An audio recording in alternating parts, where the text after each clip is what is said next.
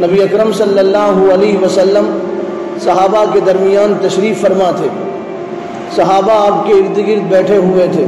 ایسے محسوس ہوتا تھا نبوت کا چاند بیٹھا ہے اور اس کے اطراف تارے جمع ہیں. ایک بدھو آیا، عربی آیا، دیہات کا رہنے والا.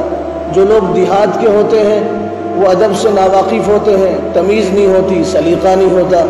اور وہ بھی عرب کے دیہاتی، بکریاں چرانے والے، اونٹ چرانے والے، گھوڑوں کی پیٹھ پہ سواری کرنے والے اور اونٹنیوں کے آگے پیچھے گھومنے والے. تو وہ ایک بدھو آیا اور اس نے آ کے اپنا دکھڑا سنایا اور اپنی داستان بیان کی اور یوں کہا، اللہ کے رسول، میں سفر میں جا رہا تھا، لمبا سفر تھا اور میرے اپنے گھر میں اناج تھا، غلہ تھا اور میرے پاس میں پیسے تھے، درہم و دینار تھے اور سونے چاندی کے کچھ ٹکڑے ہمارے گھر میں پڑے ہوئے تھے اور گھر میں میرے باپ کے علاوہ کوئی دوسرا نہیں تھا.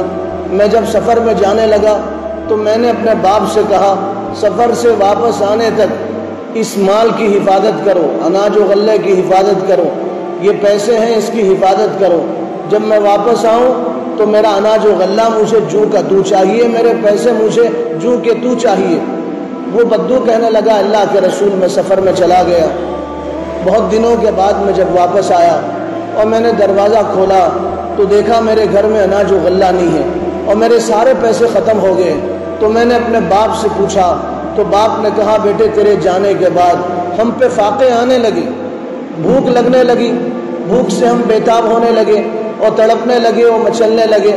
تو تیرے جانے کے بعد مجبوری میں ہم نے تیرا مال کھا لیا اور تیرے پیسے ختم کر دیے.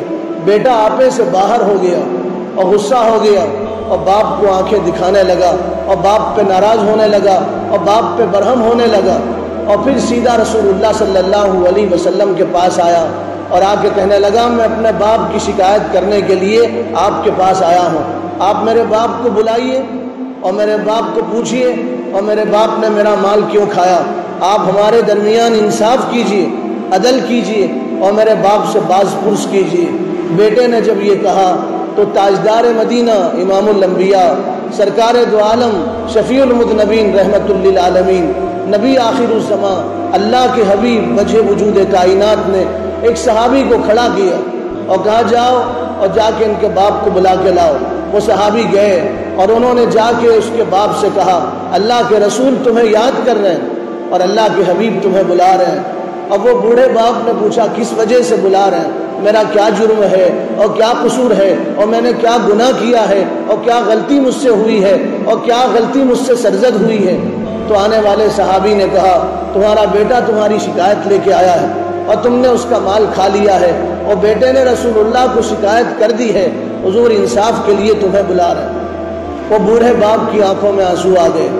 باپ نے کہا، تم چلو میں آ رہا ہوں. اور بوڑھے باپ نے دل میں کچھ اشعار پڑھے، عجیب وہ اشعار تھے. دل میں باپ نے اشعار پڑھے اور اپنے بیٹے کو دل میں کچھ کہا اور آسمان کی طرف دیکھ کے دل میں اللہ کو پکارا. اس کے الفاظ زبان پہ نہیں آئے تھے، اس کے کانوں نے وہ الفاظ نہیں سنے. اور پھر وہ بوڑھا لکڑی کے سہارے چلتا ہوا حضور کی مجلس میں حاضر ہوا. حضرت جبرائیل آئے اور حضرت جبرائیل نے کہا، اللہ کے حبیب، آپ اس باپ کا فیصلہ بعد میں کیجئے اور باپ کو جو کہنا ہے آپ بعد میں کہیے، لیکن اس کے باپ سے پوچھئے اس نے دل میں کیا کہا اور وہ کون سے اشعار ہیں جو اس نے دل میں کہے ہیں اور چپکے سے کہے ہیں اور اس کے الفاظ اس کے زبان تک بھی نہیں آئے اور اس کے کان نے وہ بول نہیں سنے.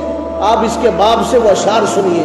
رسول اللہ صلی اللہ علیہ وسلم نے بوڑھے باپ کو آگے بٹھایا اور حضور نے فرمایا، ابھی تم راستے سے آ رہے تھے اور جو اشعار تم دل میں سوچ رہے تھے وہ اشعار ہمیں سناؤ. تو بدھو حیران ہو گیا اور باپ حیران ہو گیا.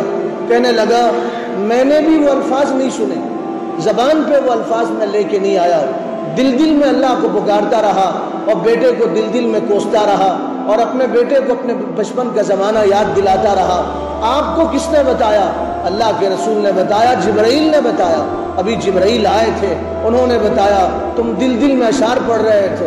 تو وہ باپ کہنے لگا، اللہ کے حبیب، ہم آپ کو پہلے سے نبی مانتے ہیں اور اللہ کے رسول مانتے ہیں اور آخری رسول مانتے ہیں اور آپ سے بے پناہ محبت کرتے ہیں. اب تو ہمارے دل میں آپ کی محبت بڑھ گئی، اضافہ ہو گیا. آپ کا پروردگار کیسے سنتا ہے میری زبان پہ الفاظ نہیں آئے، عرش پہ مولا نے سن لیا، کائنات کے پروردگار نے سن لیا، رب العالمین نے سن لیا۔ پھر اس باپ نے وہ اشعار حضور کو سنائے، عربی کے اشعار تھے جس کا مفہوم اور مطلب یہ تھا، بیٹے جب تو پیدا ہوا تو اس دن سے ہم نے اپنے لیے جینا چھوڑ دیا، تیرے لیے ہم نے جینا شروع کر دیا۔ اور بیٹے تو کیا بیمار ہوتا، ہم بیمار ہو جاتے، تیری ایک مسکراہٹ دیکھنے کے لیے میں اور تیری ماں رات رات بھر جاگا کرتے تھے۔ اور بیٹے جب تجھے کوئی تکلیف پہنچتی تھی تو تجھے تکلیف کیا پہنچتی تھی، ہمارا دل دکھ جاتا تھا۔ ہم نے تیری غلاظتیں صاف کی، تجھے جوان بنانے کے لیے اور طاقتور بنانے کے لیے اپنی جوانی ہم نے تیرے لیے ضائع کر دی، اور اپنی جوانی کو تیرے لیے ہدیہ کر دیا اور تحفہ دے دیا۔ اور پھر باپ کہنے لگا تیرے بازو میں قوت آ جائے، اس لیے میں دن دن محنت کرتا رہا اور کماتا رہا اور دن دن مشقت برداشت کرتا رہا، نہ رات دیکھتا نہ دن دیکھتا، میرے پسینے بہتے۔ میری امید یہی تھی کہ میرا بیٹا بڑا ہوگا اور مجھے راحت دے گا اور مجھے سکون دے گا، اور میرا بیٹا بڑا ہوگا اور میرا سہارا بنے گا۔ آج کیا دن دیکھنے کو ملے کہ میرا بیٹا نبی کے پاس شکایت لے کے پہنچا۔ باپ نے دل دل میں وہ اشعار کہے اور پھر رسول اللہ کے سامنے سنائے تو حضور کی آنکھوں میں آنسو آ گئے، آپ کی آنکھوں سے آنسو بہنے لگے، دامن آنسوؤں سے تر ہو گیا۔ رسول اللہ صلی اللہ علیہ وسلم نے اپنا چہرہ اٹھایا، بوڑھے باپ کے کندھے پہ ہاتھ رکھا اور پھر بیٹے کو سامنے بلایا اور بلا کے کہا تو اپنے باپ کی خدمت کر، انت و مالک لابیک، تو اور تیرا مال تیرے باپ کے لیے۔